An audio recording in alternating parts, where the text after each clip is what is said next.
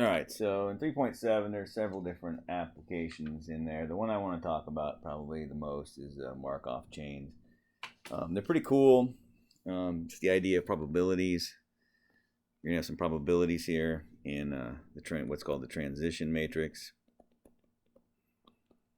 Okay, and then you're gonna multiply that by a state vector.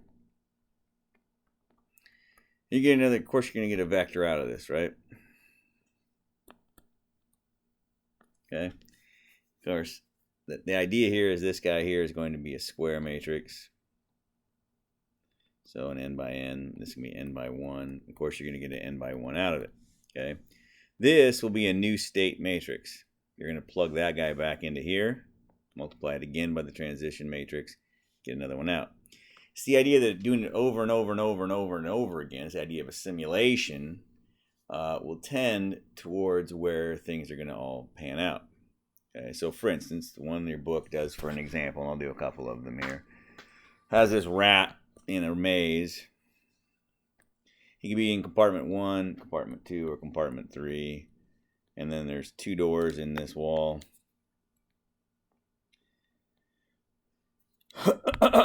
A door here,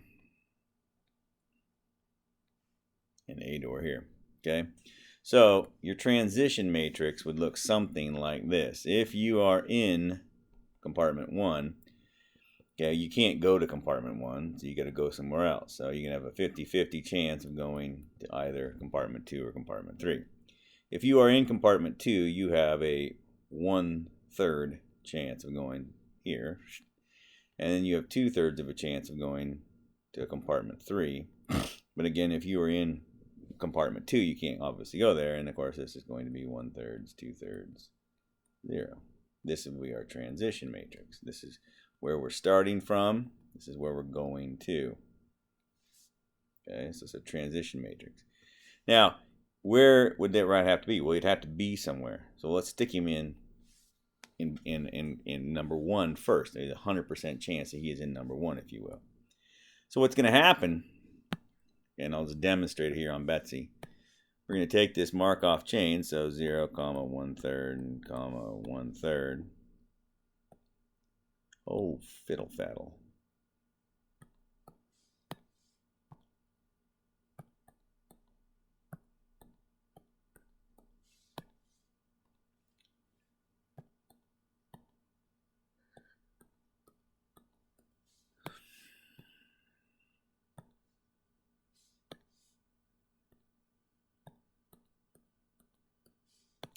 And I'm just going to put that in that way and then do a transpose on it. Oh, fiddle faddle. What happened here? Oh, forgot the 0, eh? There you go. Okay? So if he starts off the number in compartment 1, there's a 50-50 chance he ends up in, if you will, in 2 or 3. Well, that's cool. That's his new state. Well, you're like, wait a minute, it's not his new state, Jay, because after all, it isn't exactly a place. It's a probability. That's right, exactly. So if I take that probability, which is what we're saying, this is probability, he's 50 here, 50% here, and multiply it by the transition matrix again, I get this guy. And if I do it again, and again, and again, and again, and again, it's the idea of putting multiple of these same matrices, stacking them out in front of this guy. That's all we're doing in essence. Okay. Wait, so it's the transition matrix to the nth power times the initial state matrix. That's right. And what will this tell us? It will tell us what is called the steady state matrix. It is, if you will, it can be thought of as both a probability or a percentage, because remember, in probability, potato vodka is probability, proportion, percentage. It's all the same, right? So it can be the probability that I'm here, or the percentage of the time I'm here. Okay? So if I do this, I get the original function, which was this guy here, and come back and let's let it go for 150 times or something.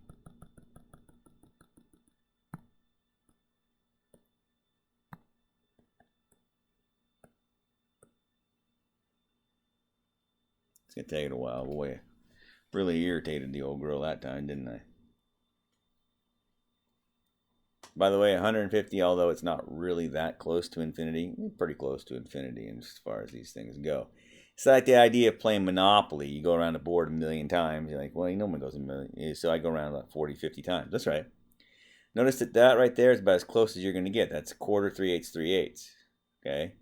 And 3/8 and 3/8 is 6/8 plus 2/8 is 8/8. So that's 100% of the probabilities, right? So a quarter of the time, you're going to see the rat in either in number 1. And then 3/8 of the time, either in number 2 or number 3.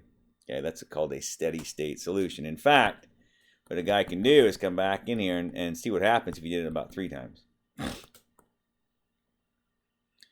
You see those numbers right there? They're awful close to 25% and 38% or something. What about 8? Dude, that's awful close. What about 10? At some point, Betsy's just going to say, hey, it's close enough. Well, let's call it a quarter. That's awful close to 0.25 and 0.375. Are you with me? So as time goes on, it's going to become a steady state solution. That's where we expect to find everybody. Okay. There's another one. It's in the text. It's number, I forget. Let's look at it here. I think it's number 12 in the assignment. It looks something along the lines of what I just drew, except it's upside down, of course. And so it's 3 is here, 2 is here, 1 is here, and 4 is over here. Cool. Nice. So it's going to be a 4x4 matrix, obviously. So if you start at 1, where can you go? Well, you can't go to itself, and you can't go to 4, but you can go to 2, and you can go to 3. If you start at 2, well, you can go to 1, you can go to 3, and you can go to 4. Okay, and if they're randomly selecting, it should be 1/3, 1/3, 1/3. 3 is, you can go everywhere. And 4 is 1/3. No, it's not either. No, it's 2/3 to 3, and 1/3 to 2, and 0 and 0. That's nice. And so here's the deal. Okay, so the robots have been programmed to randomly select anytime they come to a junction. Construct a transition matrix. I did that. Suppose we start with 15 robots at each junction. Find the steady state distribution of the robots. Okay, cool. Yeah, so if I did that 15, you're like, 15, what is that going to do for me here? Well, think about this for a minute. Let's do this. If you were to do this, okay, what is that telling me? That's telling me what happens to the ones that start, or to the one, rather, that starts at the number 1 vertex. So I'm going to go ahead and type these in.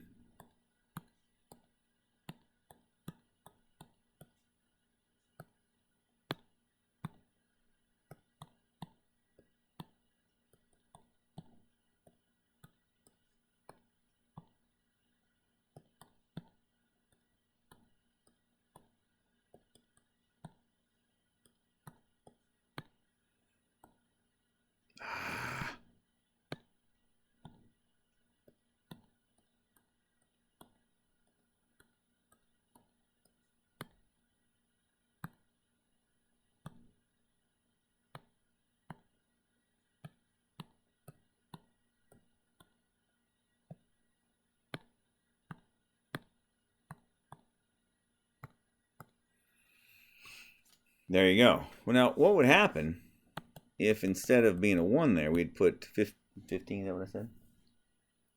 15 right there. So it makes exactly sense. You would go, oh, well, yeah, well, that makes sense. Sure. But then you're like, wonder if I did it this way. Now, before you get all hung up, some of you are already seeing the pattern. But I want you to see this here. So if I did it with, oh, shoot.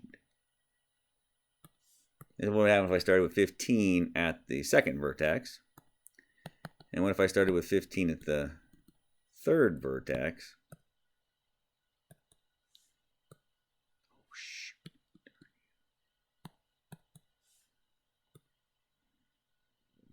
And if I ended up with 15 at the fourth vertex,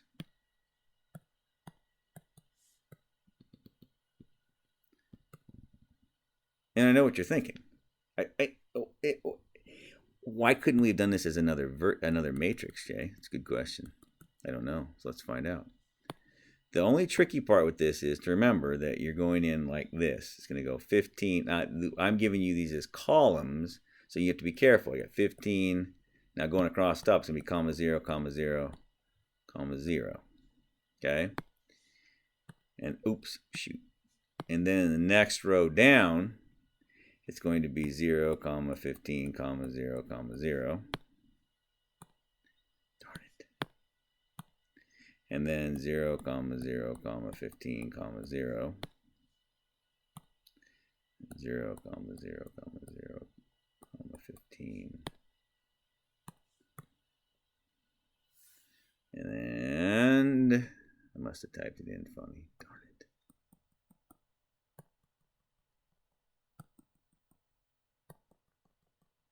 Oh, something's a little funny about that. Anyway, so the idea is this. If you just started with the way I started it, you'd end up with 7.5, 7.5 at, so 7.5, 7.5. Oh, I know what the problem is.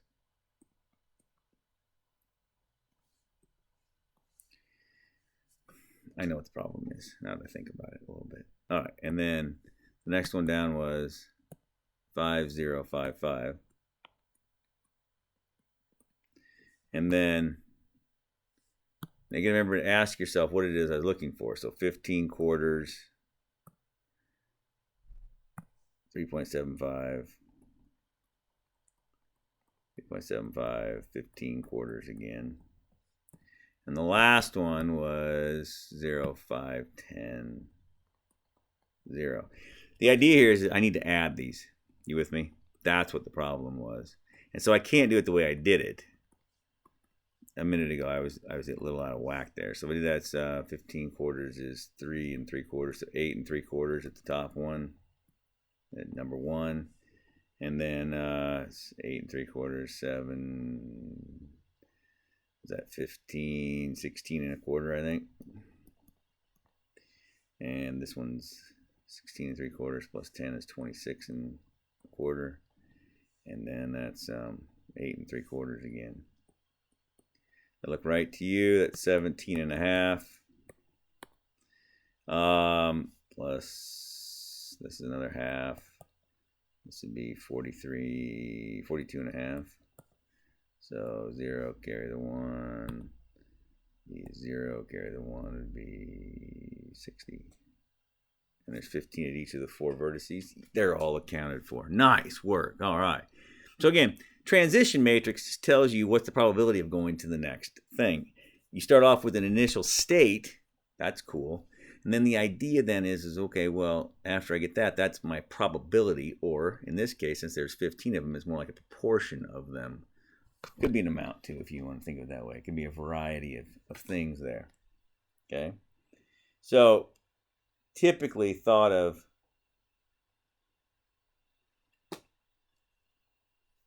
one moment, please. All right. So here's another one. It's kind of a fun one, I guess. So data has been accumulated in heights of children relative to their parents. Suppose the probability of a tall parent having a tall, medium, or short child. So again, this is going to be parent on the top. It's where you start. Going to child. Going to look something like this. Okay, so it's going to be, this is a tall, 0.6, 0.2, 0.2. 0.6, 0.2, 0.2. Right? And then for a medium height parent will be 0.1, 0.7, 0.2. For a short parent, 0.2, 0.4, 0.4. Nice.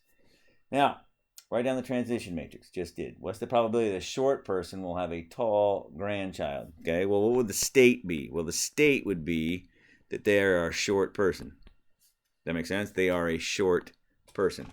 So let's multiply it once. This will be their kid, right? So I'll go ahead and type it in this way, then I'll show you how I do it originally. 0.6, comma, 0.1, comma, 0.2, 0.2, comma, 0.7, comma, 0.4, 2, comma, 0.2, comma, 0.4, times 0, comma, 0, comma, 1. Make sure that you flip that. So there it is. That is for a short person is going to have a tall 0.2, medium 0.4, short 0.4. Hey, you're like, isn't that just this column? Well, duh, that's the whole point of that column. That's right. So that's for their kids. So that's not real helpful. You're like, so wait, so then this is my new state matrix. That's right. That's right. So then you could do one of two things. You could either A, plug it in. So you can come over here. Oops. And you're done. So what's the probability that they will have a tall grandchild? 24%. Okay. Now what one could have also have done is one could have just done it this way and just squared the transition matrix times the initial state, which was a short person.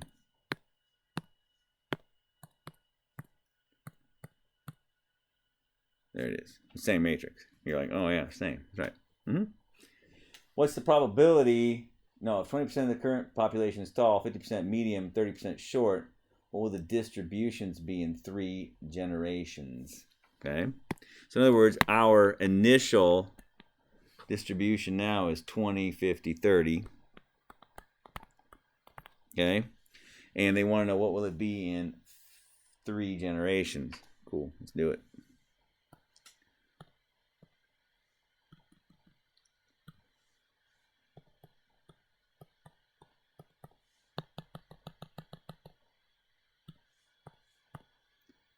There you go. Oh, that's a problem. Why did you do that, Jay? You know better than that.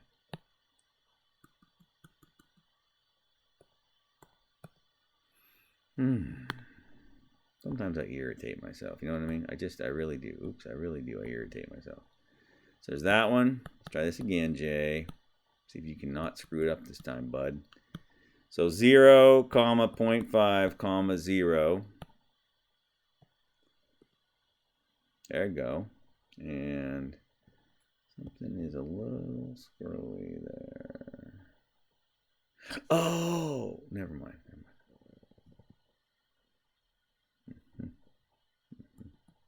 One moment, please. I'm screwing something up in this box. Okay, I'm just stupid, I guess. So here it is. I typed it in. That's what I thought I did this out before. Okay, there it is. So then you multiply it out, you get 23, 51, and 26. That's my new state. So I multiplied that by the transition again. I got that. That's the second generation. Did it again. This is the third generation, so it should be 24.5%, 50%, 25%. Okay? What would happen if you keep doing that? Now, I honestly don't know what I kept messing up here, so I'm going to try something here real quick and see what you think about it. This is just very frustrating to me because I just feel like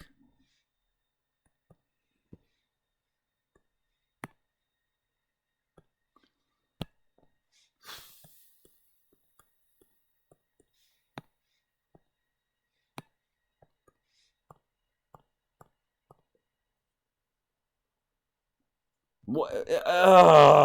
Okay, it worked that time. That's what should have happened. So in other words, you just put in the number of generations. I should have put in 3 generations, and you'd see the same number should be coming out. But again, it's tending to 25%, 50%, and 25%. And 3. I swear that's what I did the first time, but it didn't work. Whatever. That's what's supposed to happen. Now, I highly recommend this video. She doesn't spell it all out in this video, but she did a Markov chain in this video, and once you understand what a Markov chain is, it's just a transition matrix. A bunch of transition matrices and multiply it out. Okay, and so what you will do is look for oh, I can't do that. Never mind. Matt Parker Monopoly. There it is. Parker Monopoly. Yes, the mathematics of winning Monopoly. So Matt and Hannah do the math on this, and Matt does it kind of the way I do it, except he did too much programming, which makes me sick to my stomach to think about that. He did a lot of programming in Python to simulate playing the games. But if you think about it, what she did was she said, let's start on the Monopoly board, and I won't draw the whole thing out, but let's say here you start here. Obviously, if you're on this first position, you can't go here. So you have a 112 chance or 136 chance of landing here, because that would be, you can't land there. That's a 1. You can't get a 1. So 0. So then to land here on the 2, you have a 1 out of 36 chance, and then to land on, that's 3 units out, that's 2 out of 36, and so on and so on and so on until you get to 12 spaces out. When you get to 12 spaces out, you're back to 136 again. Now, obviously, after you roll, why then everything changes again, yes? So picture this: if you start on go, whatever avenue comes after go, well, rather go, you obviously 0 chance of going there.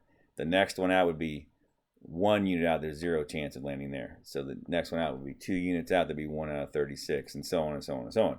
There's going to be a lot of zeros on the board, and then there's going to be 12 of them that have probabilities each time.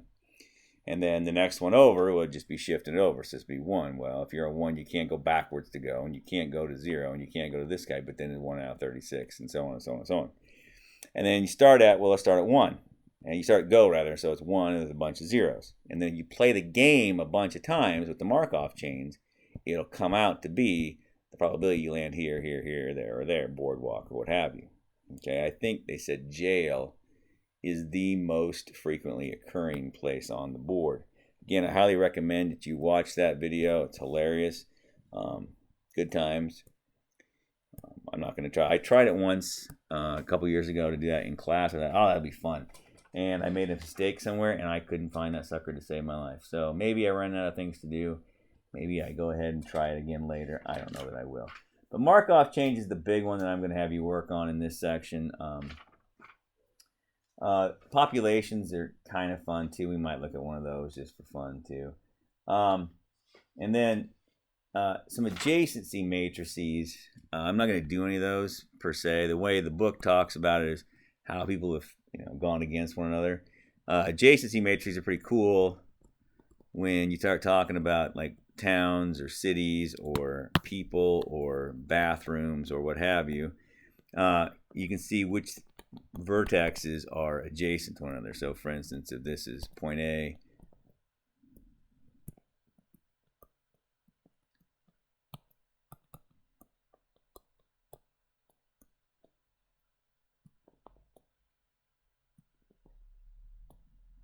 yeah. So if you were to fill this out, yeah, you can't go from A to A. You cannot go from A to A. So I'm going to put 0 there. Can you go to A to B? Yeah. Can you go A to C? Nope. Can you go A to D? Nope. Can you go A to E? Yes. How many ways? 2 ways. And then can you go from B to A? Yep. Can you go from B to B? Nope. B to C? Yep. B to D? Yep. B to E? Yep. C to A? No. Yes. No. No. Yes. D, no. Yes. No. No. Yes. And then E to A is yes twice. E to B is yes. E to C is yes. E to D is yes. And E to itself is yes. And that's an adjacency matrix. Cool thing about these are, obviously this one's weird because of the loop here. If that wasn't there, then this could be looked at as a flight path, or it could be flights from cities to cities. Like Seattle might be A and Portland might be B. Walla Walla might be D or something, or some puny little place like that where I'm from, okay?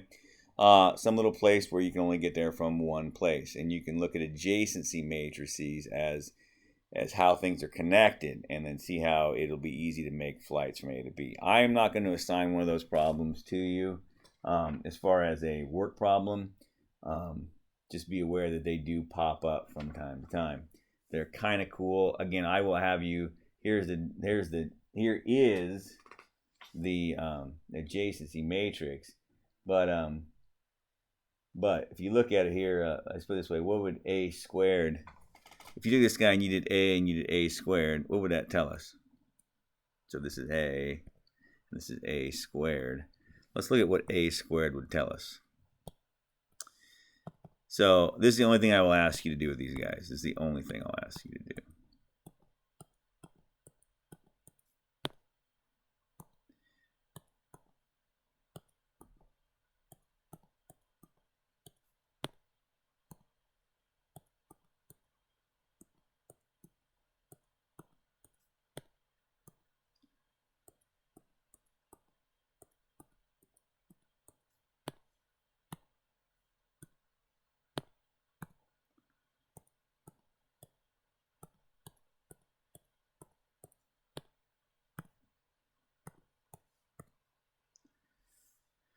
Of course, what did I do wrong this time? 90? Good night. Still doesn't like something there. What's up with that, bro? 0, comma 1, comma, oh, I see. Comma 2. There we go. Nope, still doesn't like it. Oh, I see this one. That's a me bad. My bad. Okay, well, now think about that for a minute. Okay, what does that 5 represent? 5 ways to get from A back to A in 2 steps. Let's see if we can find them all, shall we? 1, 2. Oops, shoot, what am I doing? So I can start from here and come and then go right back. That's 1 way. There's 2 ways. There's 3 ways. There's 4 ways, and there's 5 ways.